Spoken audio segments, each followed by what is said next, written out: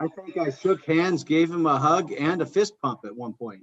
Did you share a glass and sneeze? I'm sure we did.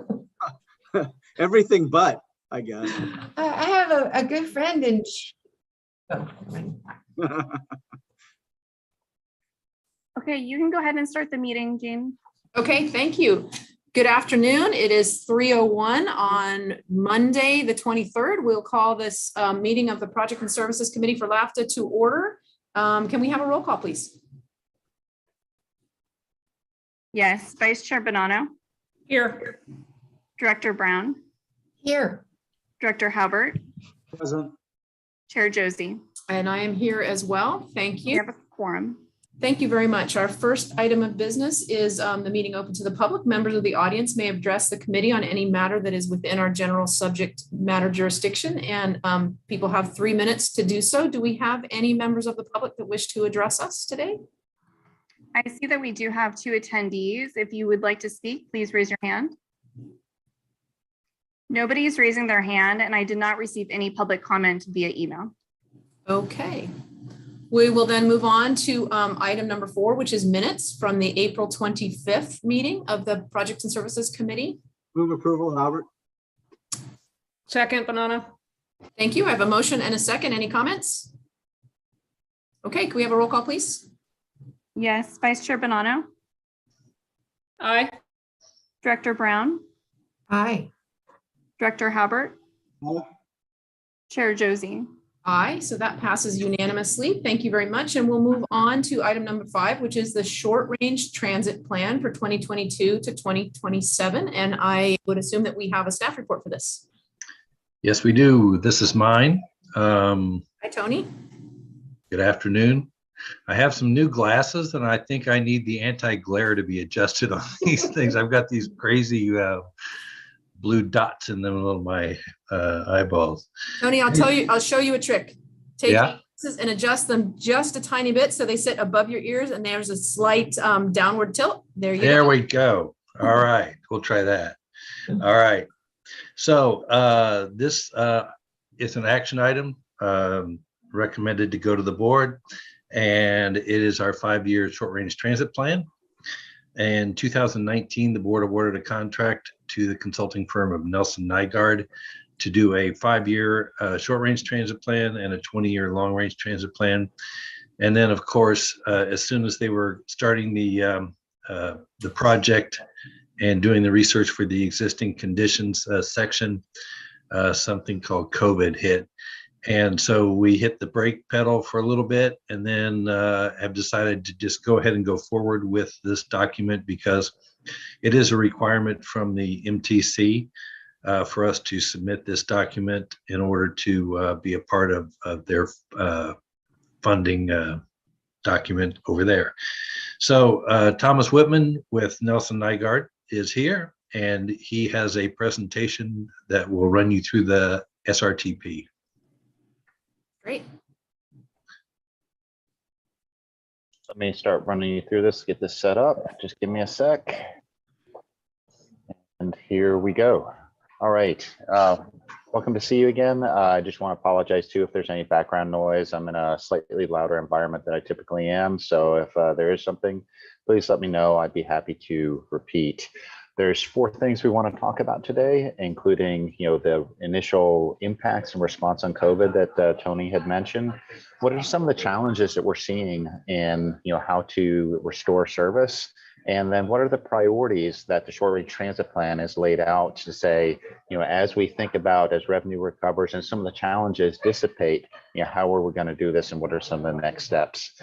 So as Tony mentioned, the short-range transit plan is a 5-year roadmap for where do we go in the next 5 years, and COVID definitely did throw us for a loop on this one, and we had some changes in our process as a result of the timing of this and what the priorities were of the plan coming out of this. I think and this is something that we're struggling with in almost every piece of work that we do.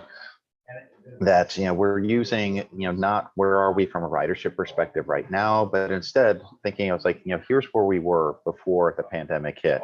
And that gives us a goal in terms of, what we can expect moving forward and what a target is that we can ultimately reach. Now, when COVID hit, the lockdown and the shelter-in-place order had immense implications on LAFTA services and the Bay Area in particular. Initially ridership went down by 90%, across the board everywhere, and agencies reduced the amount of service that they had in order to accommodate this. And LAFTA went through a series of steps to reduce services, to in essence, have a lifeline skeletal network out there. And this network has started to regrow as ridership has responded and revenues have responded. But ultimately, as we think about the impacts of COVID and, hearing the conversation earlier, how Livermore is going through it, or my daughter has it right now, or, however it is, it's like, what are some of the things that we need to do collectively, to restore ridership and, as importantly, to restore service back to pre-pandemic levels. So the recovery has started, and we're seeing this in ridership, not just locally, but also on a national level. On a national level, our transit ridership is about 50% to 60% pre-pandemic levels. On average, there's a couple of outliers that that are higher than that. There's a couple of outliers a little bit lower to that. But overall, one of the key themes is also that we're seeing from some of the data is that the Bay Area is lagging behind some of the national trends that we're seeing. And we see several different reasons associated with that. And it doesn't mean these are the only reasons, but these are some of the big reasons that are associated with it. There's changes in some of the work travel, in the operator shortages, and also how schools are transporting kids and how schools are handling that. So I'm going to talk about each one of these a little bit closer in the following slides, but wanted to start off with saying, where are we today? And if we think about LAFTA and compared to some of the other agencies that directly tie into the services here, LAFTA is a little over a third of its pre-pandemic ridership, so still significantly down.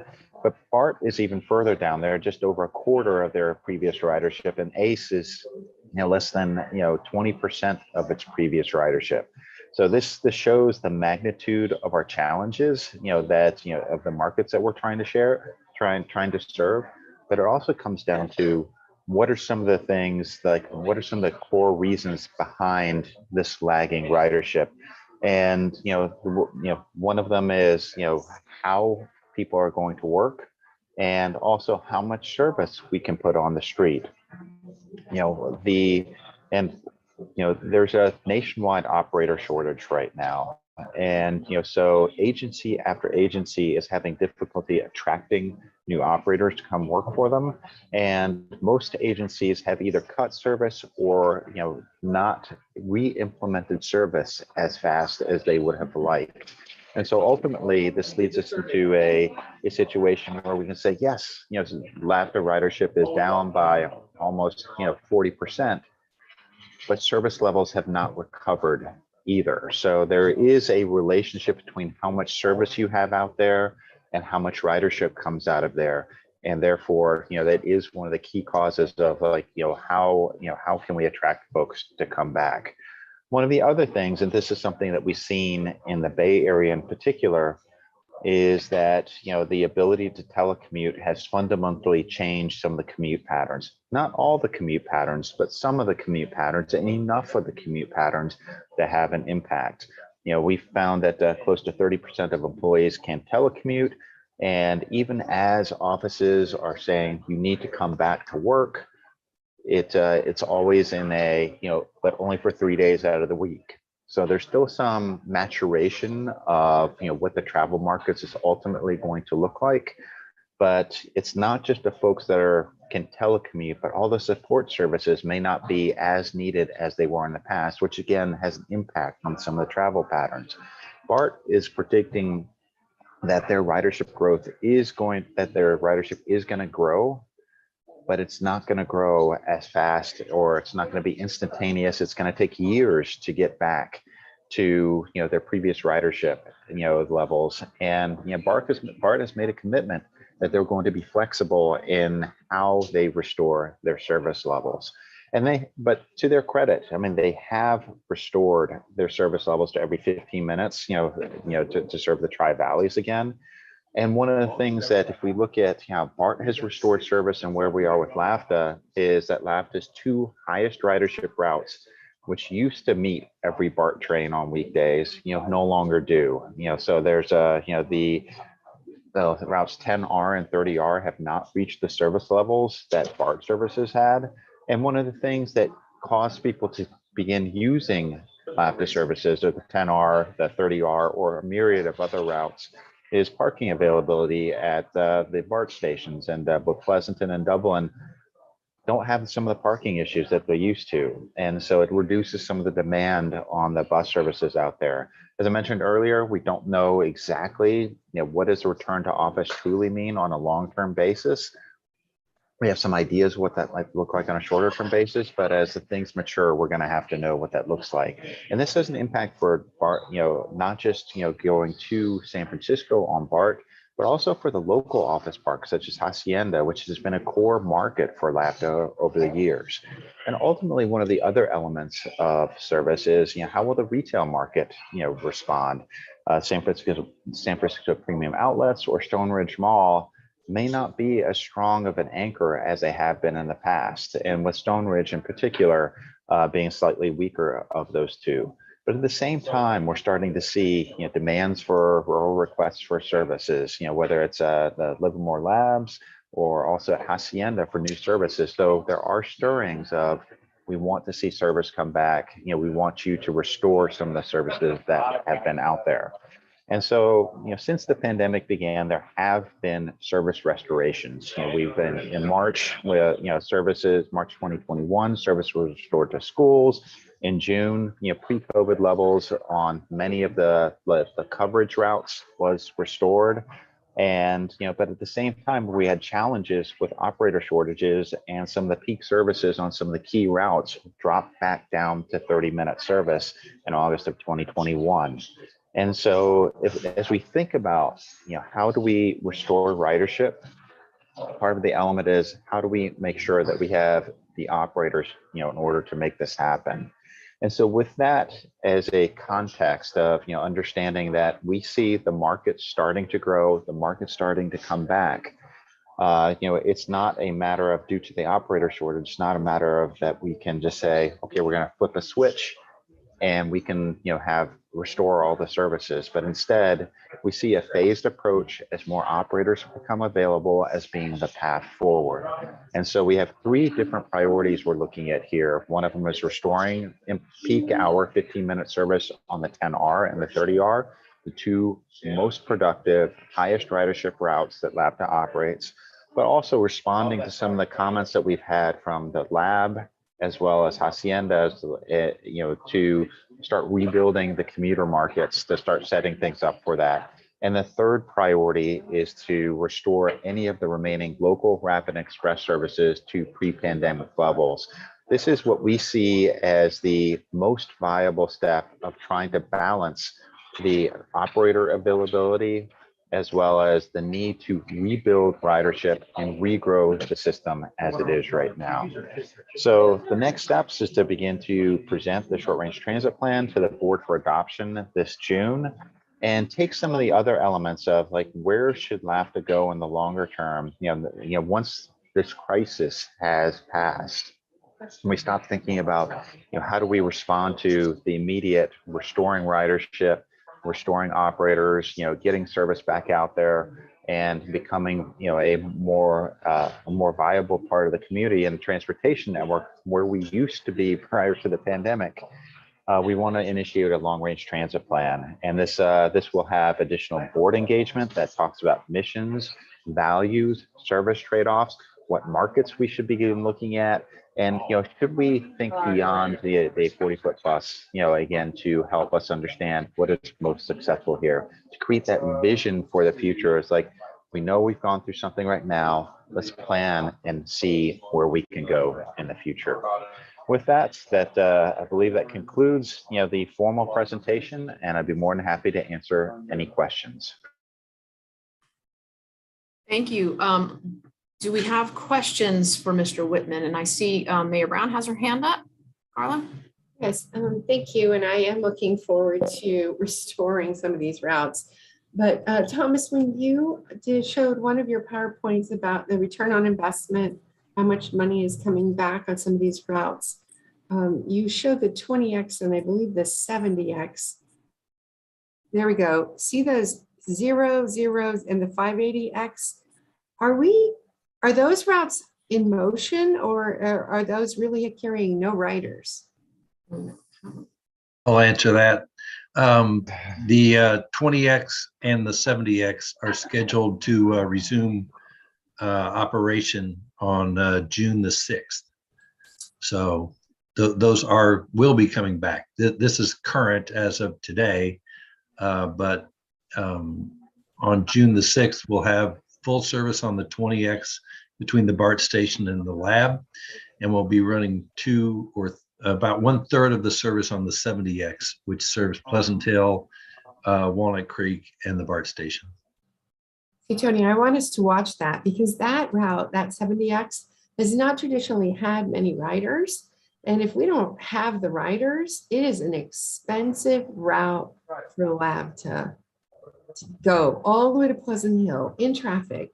And, you know, we had talked about in that 680 using the shoulder of the road and so forth with the Contra Costa transportation. I just wouldn't want to see that. And then, of course, the other zeros, which are 2 and 11 and 580X, are those not in use at this time? Correct. The 580X is the one that goes from downtown Livermore to the BART station. That's not in operation. The 11 was a peak hour only service. You can see it only ran 5 hours a day pre-COVID. And its ridership is very low. So we're not recommending to bring that back as a priority. And the Route 2, we did bring back, it has very low ridership it runs morning and afternoon rush hour also, but probably 80 to 90% of the ridership is on one trip in each direction, and that trip serves Fallon Middle School. So we did bring back that trip in the morning and the afternoon to serve Fallon, but we did not bring back the others. Okay, so it's needed for Fallon. It can't be added on to any of the other school trippers. Correct. Okay, and last question, which isn't displayed here, so I'm hoping Tony can help. We have our business relationships with things like Uber and Lyft. Are those in use at all at this time? Yes, they are. Tone is on in the meeting, and he's in charge of the Go Tri-Valley project, and I believe he probably would have the latest numbers on that. I don't want to go off our agenda item. I just want to find out. So I will respect. They are in use, yes. Yes, at some other time. That's right. It was Go Tri-Valley. I remember we tried some interesting other names, but Go Tri-Valley. Okay, I'll follow that as an agenda item for the future. Thank you. So I was on mute. Thank you. Director Bonanno? Yeah, I just have a question about the 10R and the 30R, the 15 versus the 30-minute service. Do we know what's our expectation? If we go back to 15 minutes, do we think we're going to just spread out the same riders? Is it just an improvement in service for the people that use it, in the sense that they'll sync up their transition a little bit better to BART or whatever they're doing? They'll have that opportunity to have a finer granularity in terms of the service? Or do we think that going back to 15 minutes will actually increase the ridership?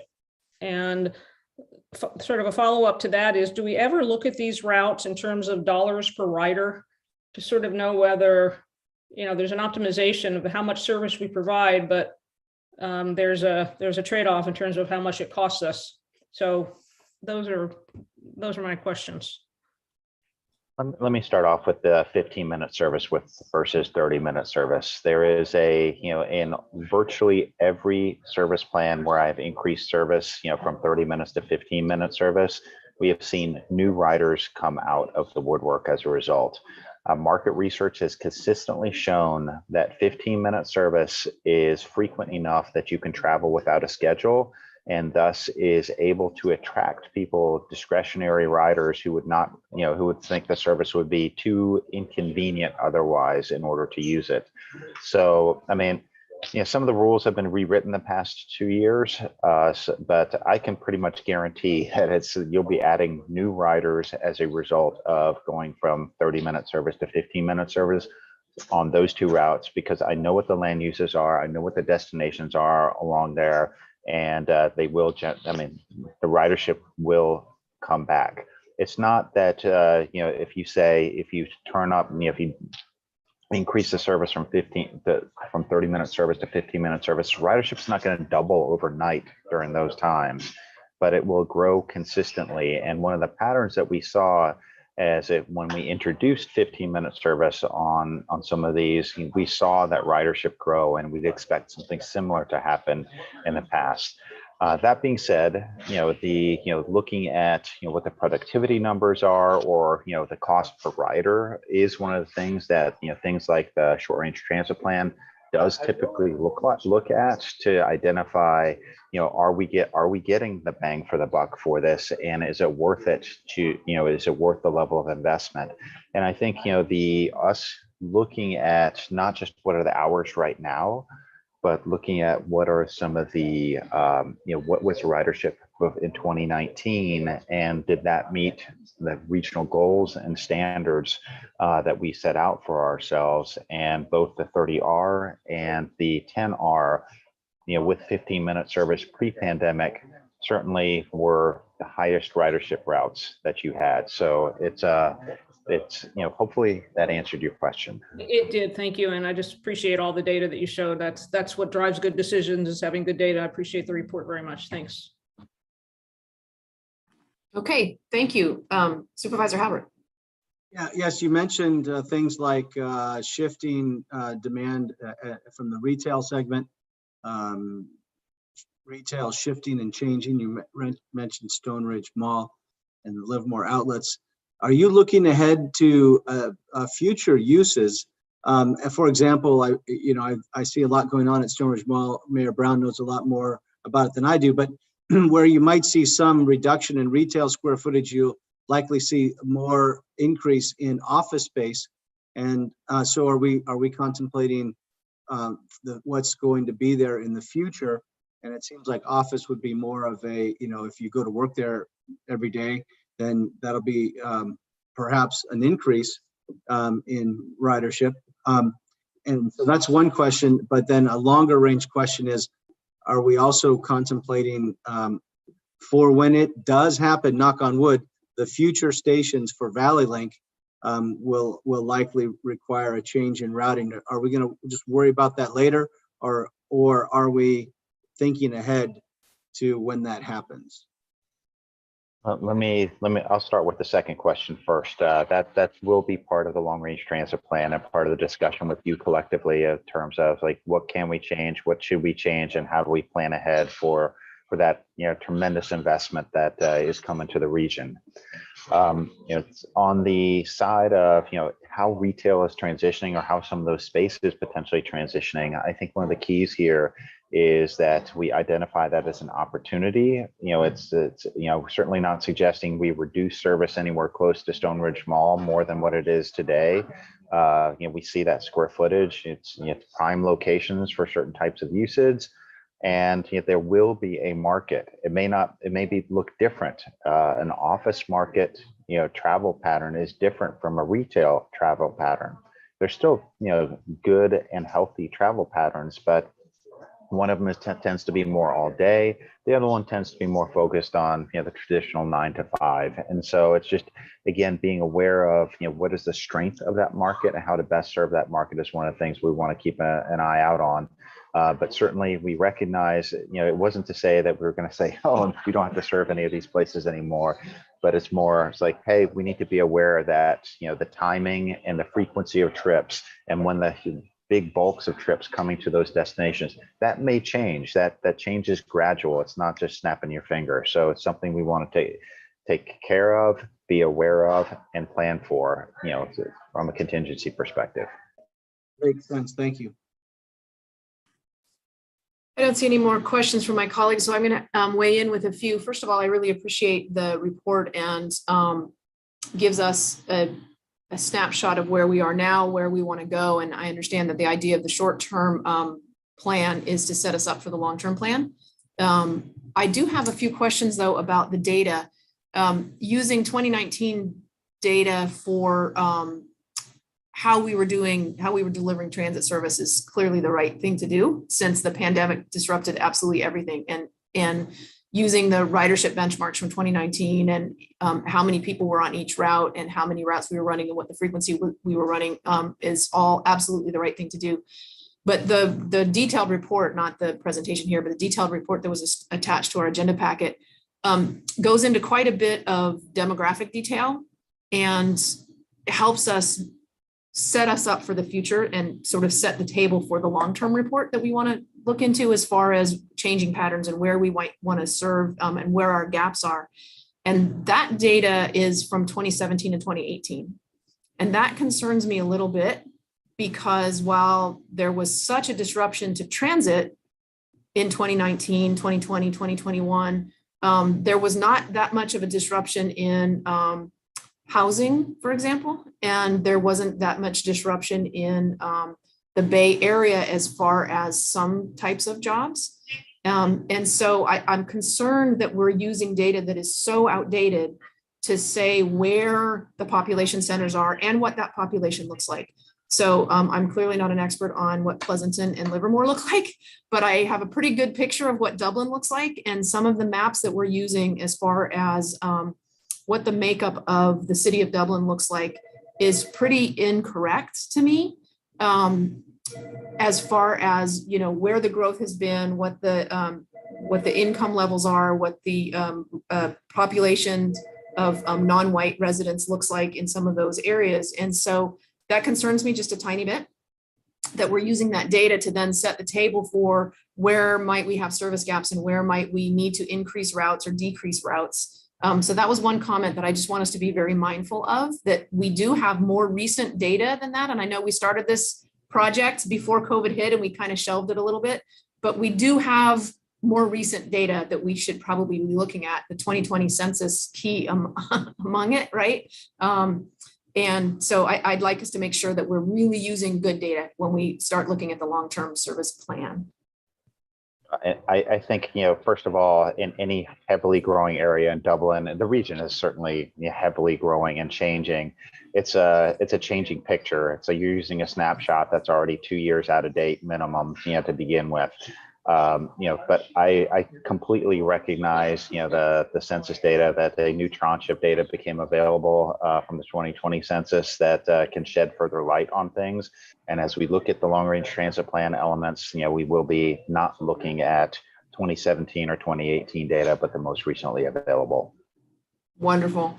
And then my other comment was that on some of these routes, and I appreciate Carla bringing up the 20X and the 70X and just making sure that the ridership as we bring those routes back justifies having those routes.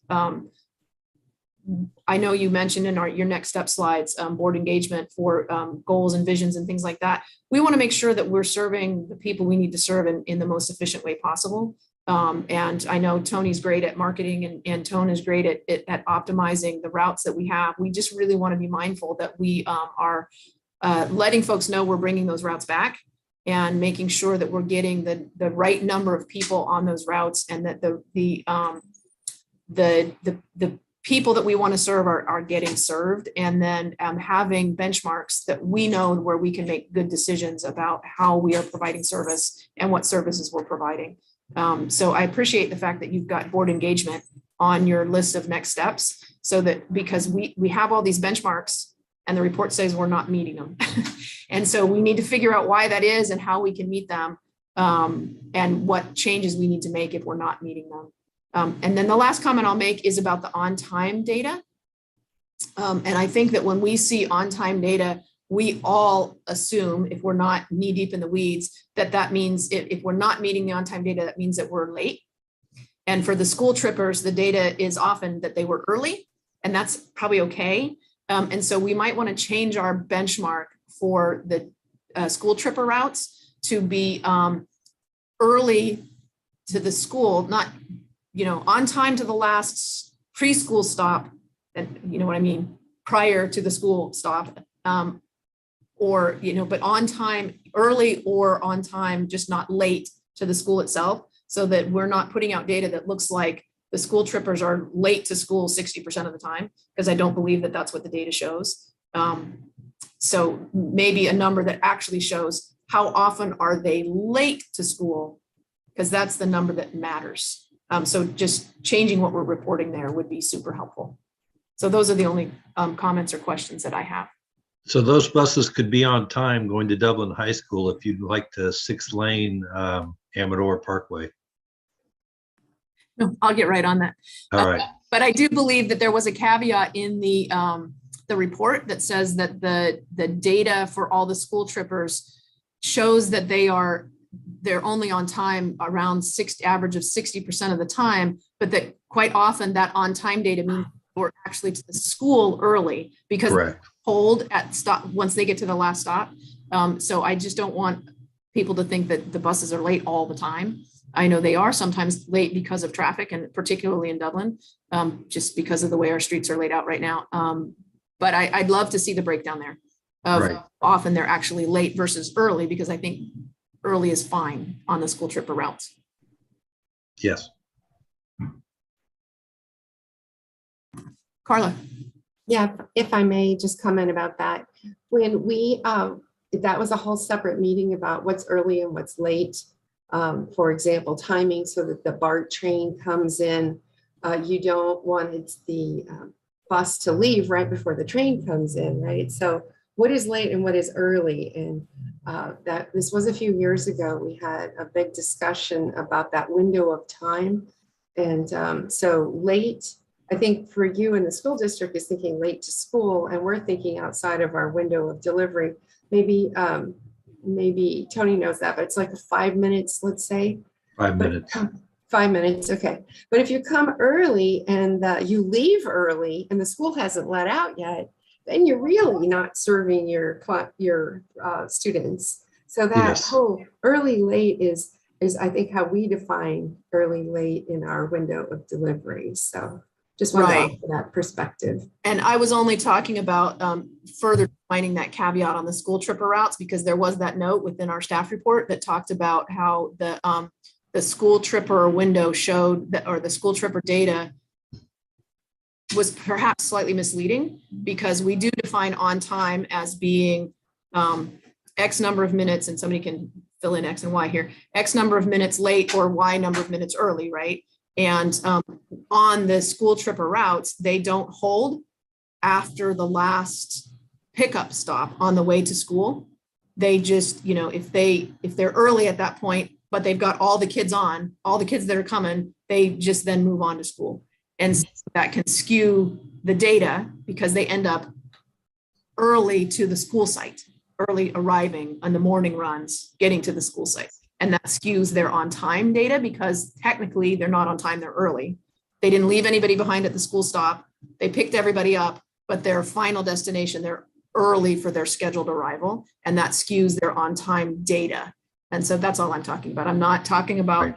the rapid routes or anything like that. We clearly want to know that they met the BART train and they didn't leave anybody behind. They didn't pull out early, those kinds of things. So that's all I was talking about. So as a follow-on, Tony, if the bus is ahead of schedule, like the board director was discussing, would the bus driver usually pull over and catch up on a 2-minute, like in a loop, so that they can be on time, or do they just charge forward? No, they don't charge forward. They're not ever supposed to run early. That's like the cardinal sin of transit, is to run early. And so if they do find themselves ahead of a time point, they will pull over at a bus stop. Sometimes you'll see a bus in a bus stop with its flashers on. And that's just to get back on schedule. It happens frequently, believe it or not, on the stretch of Stanley between Livermore and Pleasanton, I've seen on more than one occasion, people exceeding the speed limit on that road. And our buses are not exempt from that. And as a result, they sometimes arrive in Pleasanton early and pull over near the McDonald's there on First Street. Every once in a while, you get all the green lights. Yeah, Thank you. yeah, you get lucky. All right, does anyone have any further questions on this item? Okay, we need a recommendation, somebody to move the recommendation that we forward this report to the full board. I'll move approval. A second, Brown. Thank you. We have Bonanno and Brown move the item. Can we have a roll call, please? Yes, Vice Chair Bonanno, Aye. Director Brown, Aye. Dr. Halbert, Aye. Chair Josie. Aye. Motion passes. Thank you. We'll move to item number 6, the contract award for LAFTA's on-call bus consulting services. Thank you. That one's mine. Chair Josie, if you don't mind, I would like to answer Mayor Brown's question regarding Go Tri-Valley before I dive into the next item. That'd be great. Thank you. Okay, so Go Dublin was expanded to Go Tri-Valley to cover the 2 cities back in May of 2020. So it's been about 24 months since the inception of the expansion. In terms of the number of trips that were subsidized, in the first 6 months, we were averaging about 400 trips per month. And in the last 6 months, we have been averaging 1,100 trips per month, so almost triple. So we have seen a steady increase since May of 2020. I think in the future, we can include this set of data in the board packet. So you can keep price of the progress of the program. That would be great. Thank you. Okay. So, Tone, do you think that they're leaving the fixed route and taking the Go Tri-Valley as a way to feel safer during COVID times? And just like we had at some time where everybody was taking paratransit instead of fixed route was down, paratransit was through the roof. We had to direct people back to, no, you qualify for fixed route and you need to do fixed route. So I'm not sure if it's in direct competition, but I think the original intention of accelerating the program back then was because we were scaling back on our fixed route service. So we wanted to have a replacement to complement it, to give people options.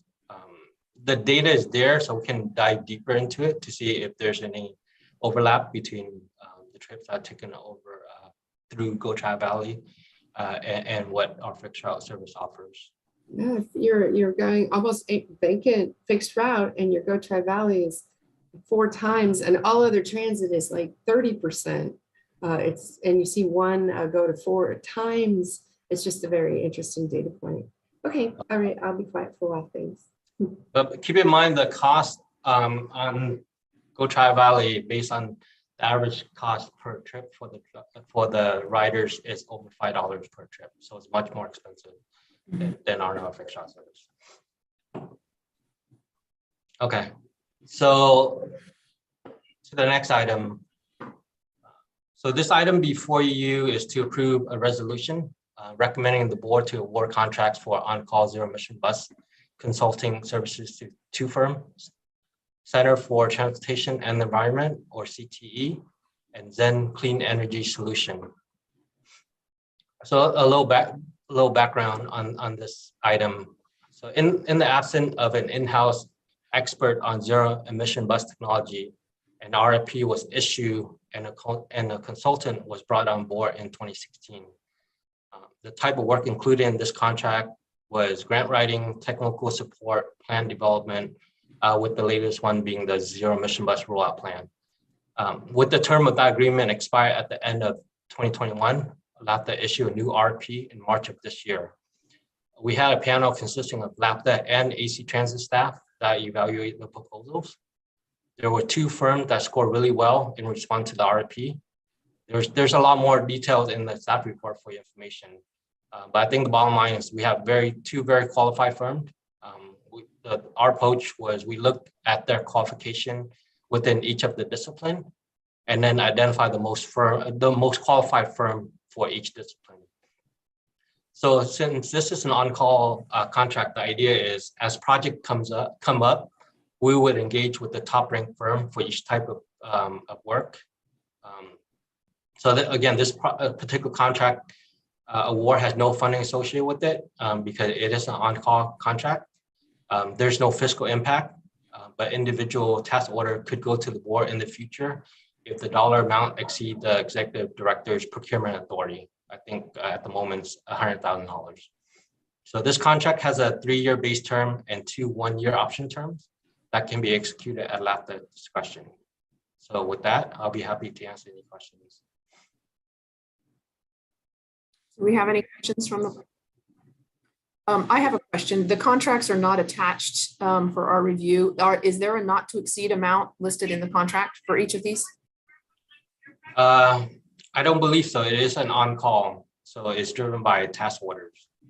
Are there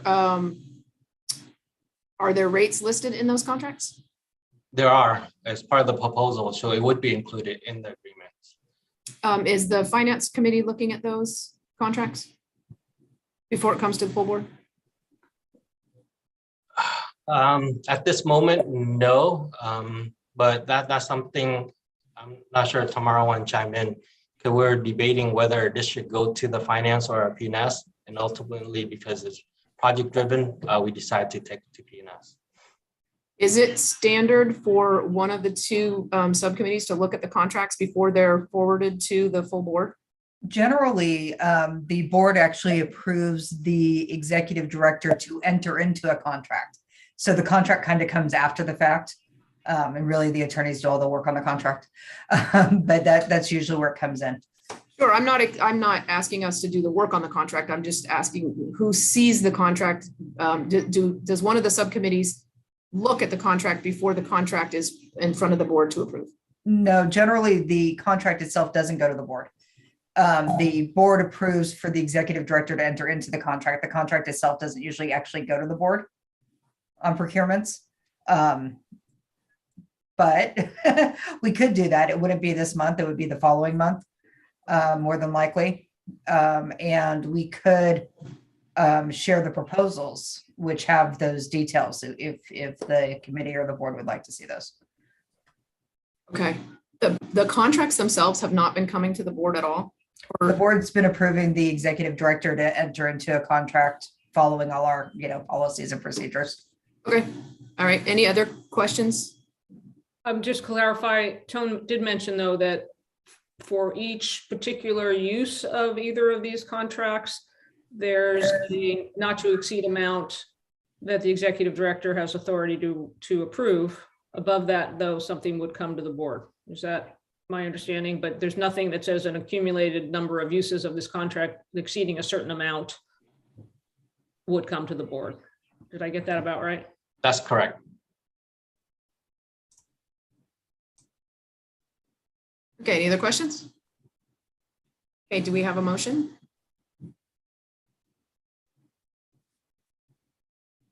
I'll move. We have a motion from Halbert. Do we have a second? A second, Brown. Okay. Any other comments? Okay, can we have a roll call, please? Vice Chair Bonanno, Aye. Director Brown, Yes. Director Halbert, Yes.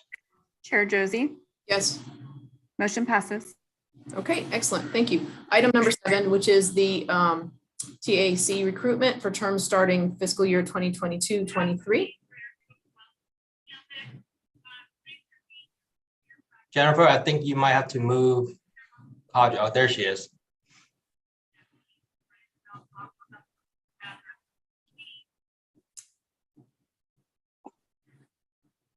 She's moved over. Okay. For to unmute. Okay, hello? Hello. I don't see the video, but I guess that's okay. Oh, here we go. Sorry about that. All right.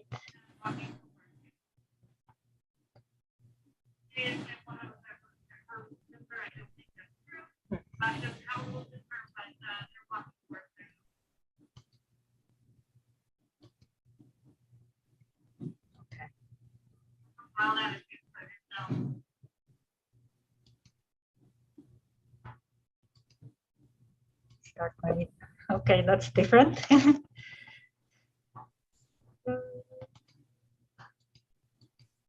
Sorry about that. It's okay, take your time. Start your video. Are you able to do that? Or do you just want to start your It's kind of presentation? all blocked out. We can hear you. Yeah, maybe I'll just go and do the little audio version. Yeah, it looks different. It says it can't start the video. All right. So the Tri-Valley Accessible Advisory Committee, or TAC, advises LAFTA on accessibility issues facing disabled and senior residents on wheels, fixed route and paratransit services. TAC is comprised of 11 members and four alternates representing Livermore, Dublin, Pleasanton, Alameda County, and social services. And there is also one seat for Alameda CTC Paratransit Advisory Committee PAPCO representative. The terms for TAC are for 2 years. Currently, 2 alternate seats are vacant, and 11 of the current members and alternates have their terms expiring on June 30th this year. So every spring, LAFTA conducts recruitment for new members. And we did so this year as well by releasing a news release and to various news outlets, as well as LAFTA website. This time around, we received 12 applications for 13 open member and alternate seats. The received applications, as well as the membership term roster, are attached to the staff report in your packet. So with the applications received, the TAC would have all the regular member and alternate seats filled, except for one alternate position, because we didn't receive enough applications. And for the sake of time, I was not going to go into detail of the applications received and to which positions, but there is much more detail in your staff report. The current TAC members reviewed the applications at their meeting on May 4th. And staff is asking the Projects and Services Committee to forward the recommendation to ratify the TAC appointments to the LAFTA Board of Directors.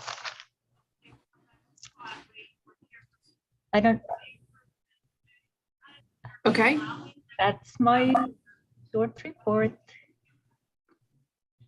okay, thank you. Do we have any questions? I have one question. How is it that we ended up with 11 of the 13 members up for reappointment, those positions all on the same cycle? Can anybody give me the history on that?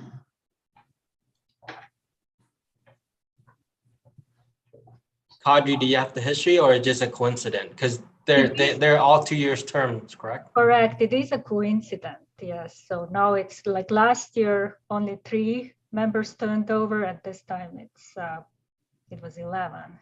So yeah.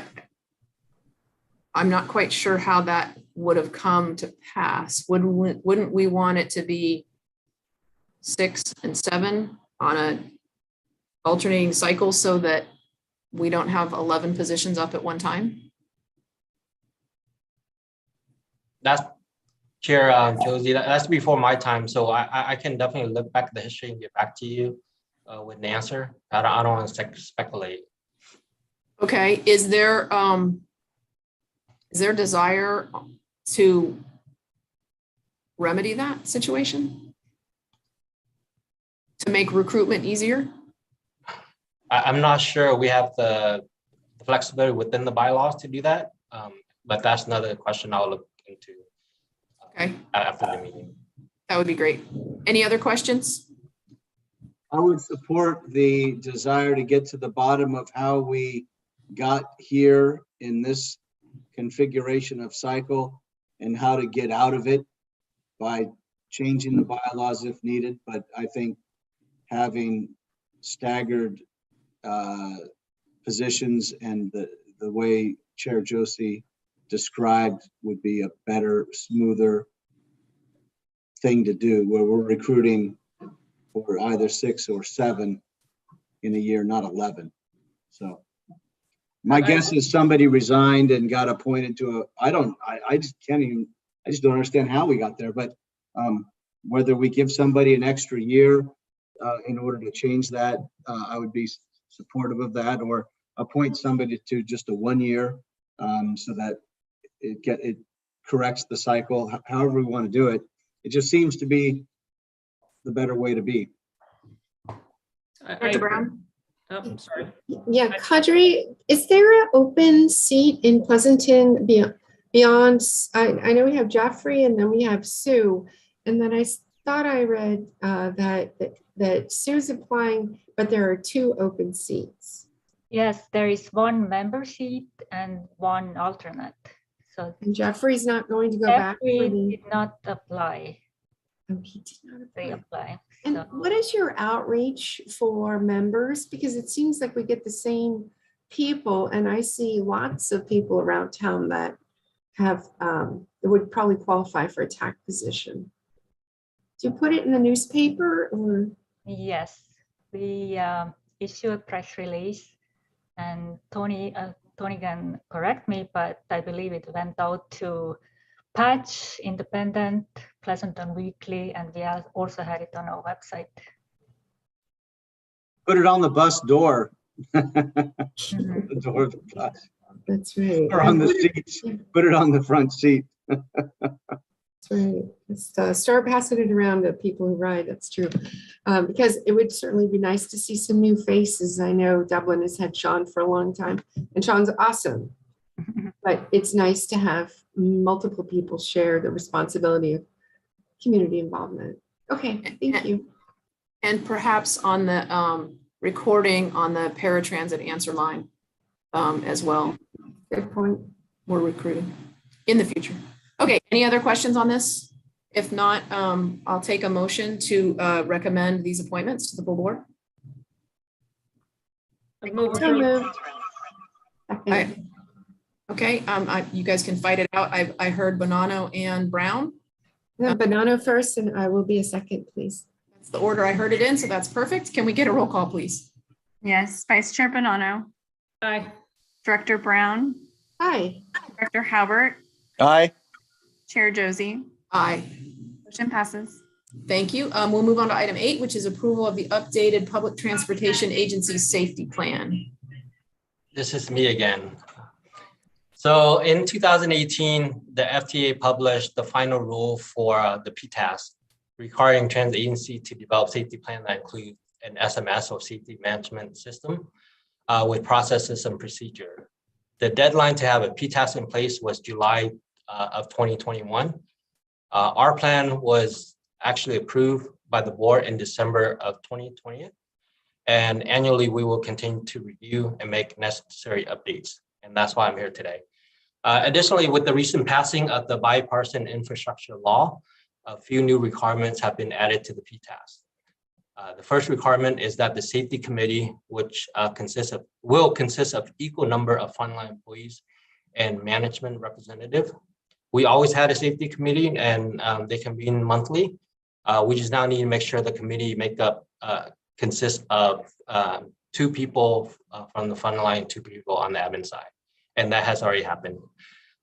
The second requirement is to document strategy and mitigation to minimize exposure to infectious diseases consistent with guidelines from the CDC. So throughout the pandemic, LAPTA implemented a number of strategy and initiative to minimize exposure. These initiatives include requiring daily self-check for COVID symptom prior to starting work, maintaining social distance, enforcing mask mandates, disinfecting high-touch areas inside the vehicle throughout the day, installing hand sanitizer stations, germ barriers, and onboard air purification system, dispatching extra standby buses to prevent overcrowding, and implementing remote meetings and work from home policies. These strategies are now documented in the PTAS. So with that, staff recommends the Project and Services Committee refer Resolution 24-2022 to the Board of Directors for approval of the LAPTA updated PTAS document. So with that, I'll be happy to answer any questions. Thank you. Do we have any questions? Okay, I have one, and that is on the COVID protocols that are attached to this very detailed and comprehensive safety plan that I'm sure we all read every single page before the meeting today. The COVID protocols haven't been updated, I don't believe, since 2020, I think was the date on here. And as we know, the protocols have changed frequently and often, and confusingly so. And the protocols that are in the safety plan here still talk about masks being required and 14-day quarantine periods and things like that. Do we have a strategy for making sure that the COVID safety protocols that are in our approved plan update with updated recommendations from the health plan? So instead of specifically laying out, yes, you have to mask, no, you don't have to mask.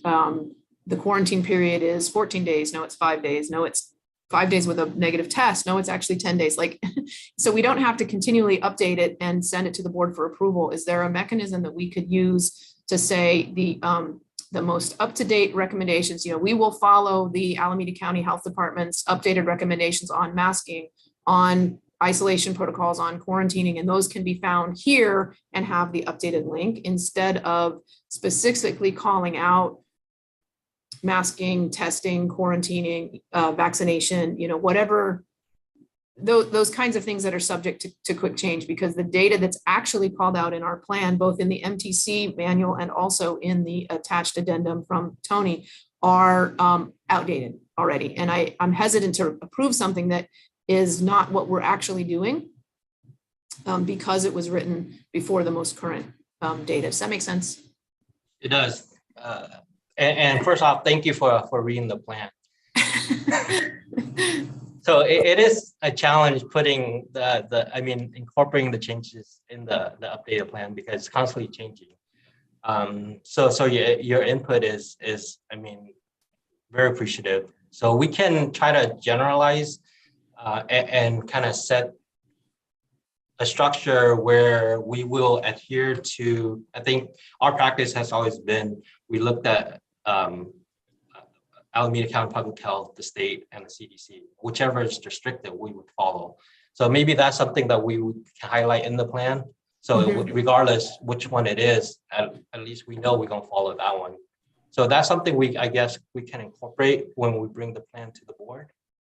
If Yeah, I would appreciate, that would be my recommendation, would be that we just make that one change in those two places, both in the I'm losing my acronyms, in both of those sections where we call out, these are exactly what all of our COVID protocols are, so that we aren't having to change things on the fly. Because the other things that we're doing, the fogging and the hand sanitizer stations and all of those other things are consistent and there are our own internal practices. But the things where we have to follow other people's guidance, let's just say we're following these people's guidance and a link to what that guidance is. Okay. Thank you. Director Brown. Yeah, great idea, Chair Josie. One question, Tone, Department of Transportation, do we have to meet DOT standards or are we on Alameda County standards? Can you clarify which standard you're referring to? Oh, well, the DOT, the Department of Transportation, is sometimes got some different requirements. For example, masking has been different than the Alameda County, which is not a transportation organization. But I really like the idea of refer to this for additional details. So I think Tony's on the call, so hopefully he can correct me if I'm wrong, but I think because there are 3 layers between FTA, the CDC, the state OSHA, and the county public health, we usually follow whichever is the strictest. Does that make sense? And the masking at the federal level was TSA. Oh, TSA.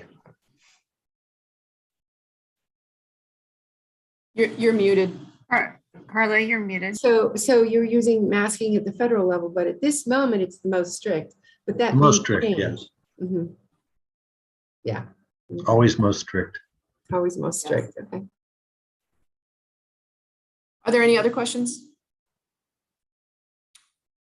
With that, I'd actually like to make the motion myself that we recommend the that we recommend this be forwarded to the board for approval with the change, that we include that information and direct to the 3 different websites and call out that we will use the protocol that is the most strict.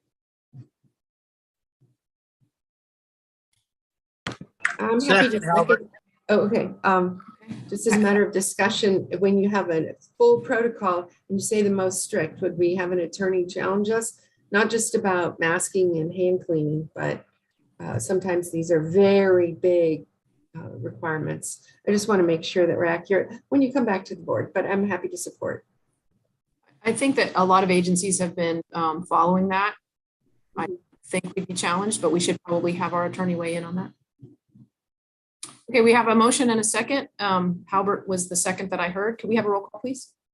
Vice Chair Bonanno, Aye. Director Brown, Aye. Director Halbert, Aye. Chair Josie. Aye.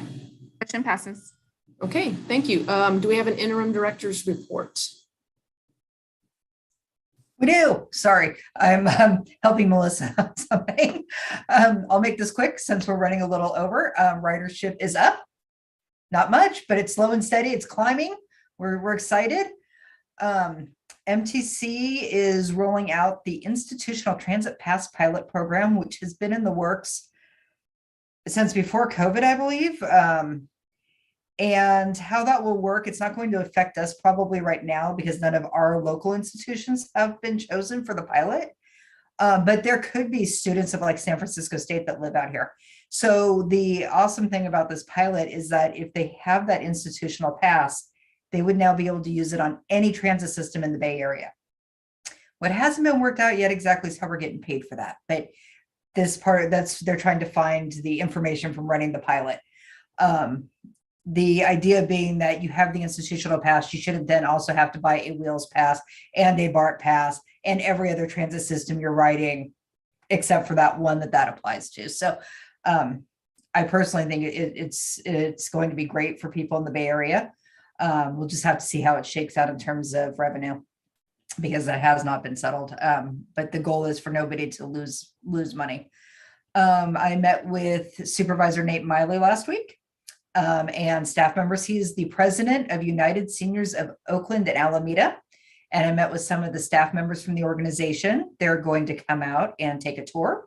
And we're going to do some trip planning because sometimes they travel train seniors who are from like Oakland, Hayward, a little further west out here. So we're going to do some trip planning so that she can do that. And then they are having an event for seniors at the fairground on July 29th. And they're thinking that a lot of those participants will be coming via BART. And so we're going to help them get out to the fairgrounds. Last year they did it as a drive-through, but this year they're hoping to get more people out since they can have it in person and they can have it at the fairgrounds outside with free flowing air. So they're very excited. And it was just kind of nice to meet with them. The Rutan landscaping project is going. We've hit a couple bumps. There was a section a very small section, but section nonetheless, that was not on the architect's plans. That was not going to match everything else and the plants were dying. So we had those removed.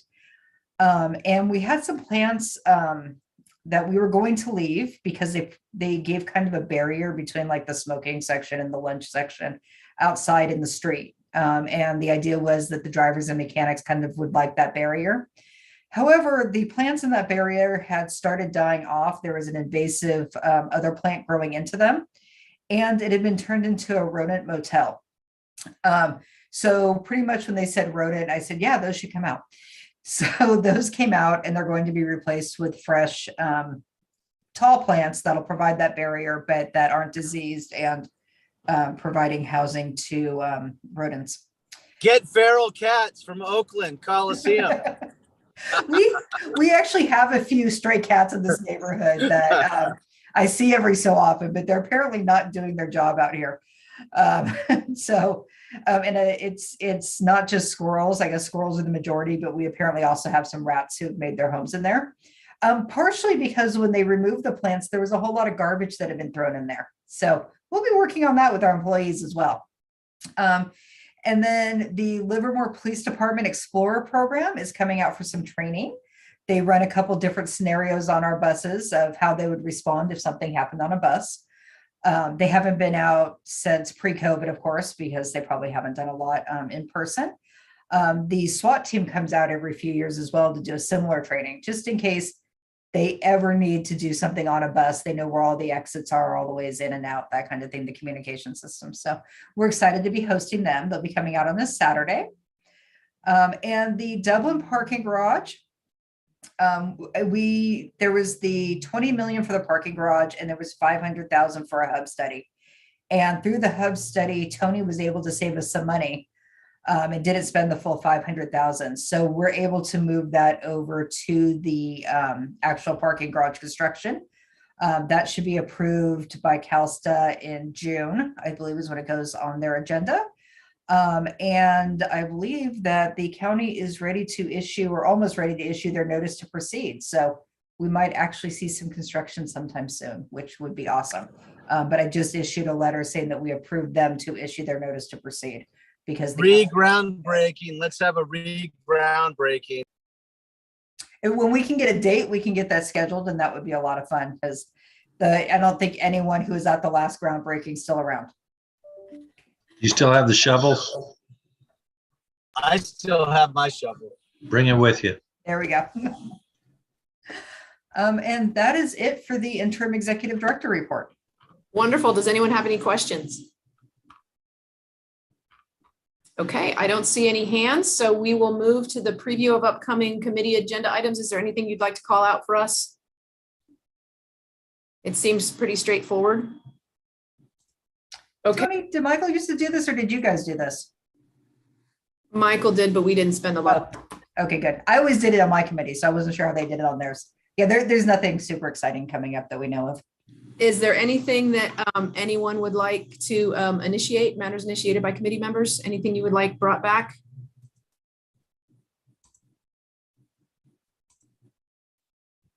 Okay, with that, we will adjourn until June 27th, but don't go anywhere, folks. We're staying right here on this link. Is that correct? Yes, that is That correct. is correct. It'll Okay. take just a moment. I will adjourn this meeting at 4:07.